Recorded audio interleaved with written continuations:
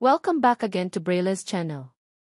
Nagbabalik po tayong muli para sa panibagong payout schedule updates, hindi lamang ng inyong social pension, kundi pati ang pagbibigay ng birthday cash gift at gift packages sa lahat ng seniors ng isang lungsod sa NCR, at ang mga naglabas din ng validation interview at unclaimed payout sa lahat ng hindi pa nakakuha.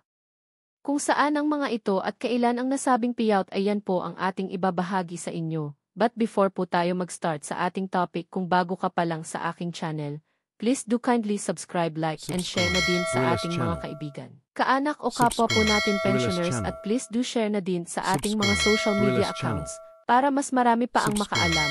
With no further ado, let's begin na po sa ating topic. Wow, good news! Ang dami na namang payout to all qualified seniors beneficiaries. Bagong payout schedule para sa 3,000 pesos social pension plus ang pagbibigay ng birthday cash gift at unclaimed and validation interview as per schedule from May 20 hanggang June 4 of year 2025. NCR at iba pang lugar, alamin. Narito na po ang mga bagong updates ng ating payout schedule para sa National Social Pension, birthday cash gift at maging ang unclaimed at validation schedule sa iba't ibang lugar, kasama na ang isang lungsod sa NCR. At dahil sa dami ng ating ibabahaging payout schedule, ay tignan nyo na lang pong maigi ang bawat barangay na kasama sa naglabas ng kanilang payout. Una na rito ang probinsya ng Baguio City. Ang lahat ng beneficiaries ay makakatanggap ng para sa second quarter ng taon amounting to 3,000 pesos. Take a look po sa inyong schedule.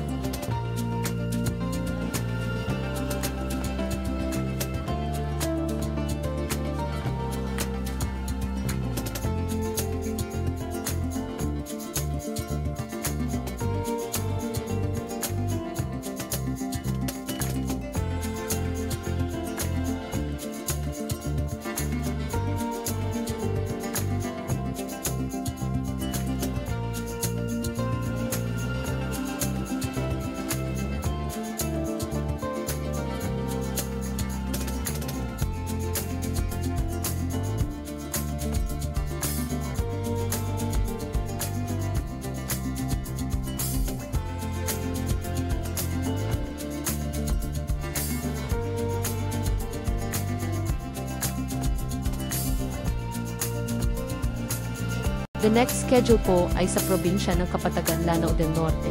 Ang lahat ng beneficiaries ay makakatanggap din ng para sa second quarter amounting to 3,000 pesos. Kabilang dito ang mga sumusunod.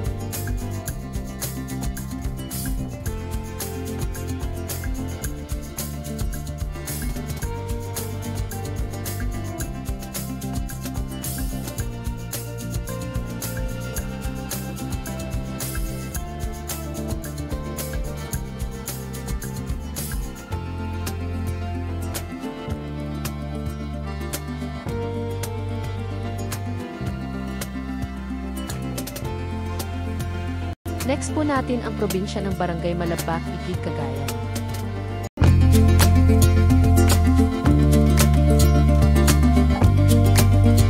Next schedule ay sa probinsya ng Barangay 25C Poblacion, Davao City.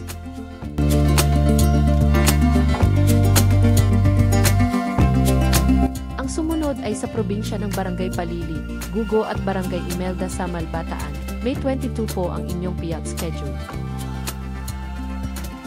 Next ay sa probinsya ng Kalinan Poblacion, Davao City. May 26 ang inyong payout.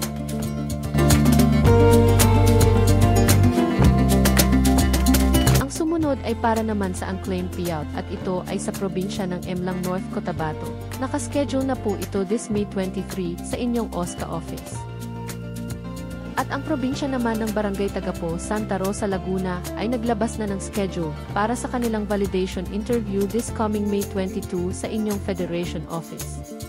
Samantala, ang lungsod ng Caloocan City ng National Capital Region ay muling naglabas ng kanilang payout schedule para sa pagbibigay naman ng birthday cash gift packages sa lahat ng senior citizens ng kanilang lugar na nag-birthday ng May at maging ang unclaimed April celebrants. Narito na po ang payout schedule ng lahat ng seniors ng North Caloocan City. Tignan nyo pong maigi ang inyong date at oras ng payout.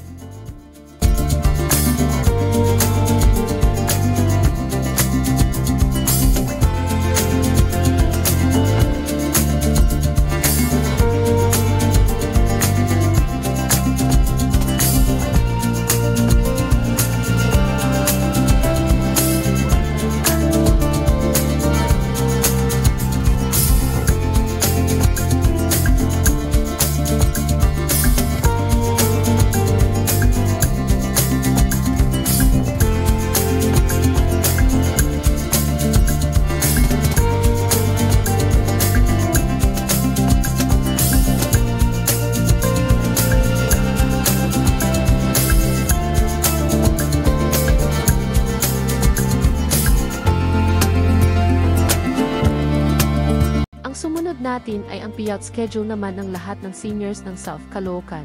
Take a look po ng inyong schedule at oras, maging ang mga hindi nakakuha last April ay kasama rin po. Just watch your schedule.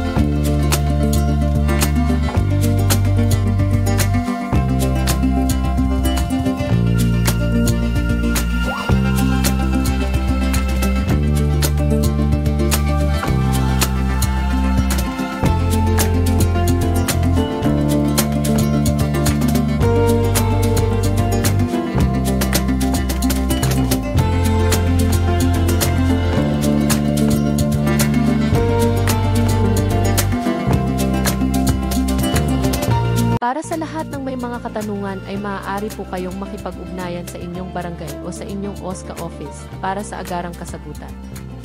Paalaala lamang na ang social pension payout na nagaganap ay para lamang po sa mga indigent seniors na kabilang sa master list ng DSWD. Kaya't kung hindi po kayo kabilang sa beneficiaries, ay hindi po kayo kasama sa makakatanggap sa ngayon. Just still wait for the universal pension na nasa Senado pa rin po hanggang ngayon. That's it.